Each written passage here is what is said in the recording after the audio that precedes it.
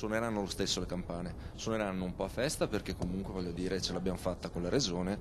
FISM, Federazione Italiana Scuole Materne e Regione Veneto dunque hanno raggiunto l'intesa, anche se sul fil di lana. 42 milioni di euro il finanziamento varato dalla Giunta regionale, 35 milioni erano stati stanziati, altri 7 sono stati trovati negli ultimi giorni tra il Fondo Sociosanitario e le pieghe del bilancio. Il finanziamento di questo servizio rappresenta una priorità rispetto ad altri servizi sicuramente importanti, ma che in questo momento di difficoltà economica rappresenta comunque una priorità assoluta. Campane che suoneranno per la Giornata Mondiale dell'Infanzia, ma anche per ribadire il valore e l'utilità della presenza sul territorio delle 1173 scuole paritarie.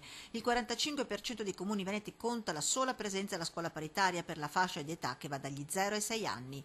Se la Regione Veneto ha fatto la sua parte, rimane aperto invece il capitolo dei finanziamenti dello Stato, che per il 2015 ha stanziato 20 milioni di euro in meno. È un dato indicativo, indica un piano inclinato sul quale stanno scivolando le nostre scuole per quanto riguarda l'attenzione da parte dello Stato. Scuole paritarie che contano 9.000 dipendenti, di cui 6.000 docenti, e che ospita il 68% dei bambini della regione, compresi tra 0 e 6 anni. Scuole paritarie riconosciute dallo Stato italiano dal 2000. Per far sentire forte la loro voce, una delegazione delle scuole paritarie sarà domani dal prefetto di Venezia. Un po' polemicamente anche consegneremo alcune chiavi che riguardano le chiavi dei nostri istituti. Verranno consegnate anche le firme raccolte tra i genitori e le comunità, ma soprattutto la FISM porterà al prefetto in maniera simbolica 4 assegni e un bancomat, assegni che quantificano quanto lo Stato prende e risparmia tra IRAP, IVA e costo delle strutture. Un dato per tutti, il risparmio per la Regione Veneto è di 500 milioni di euro.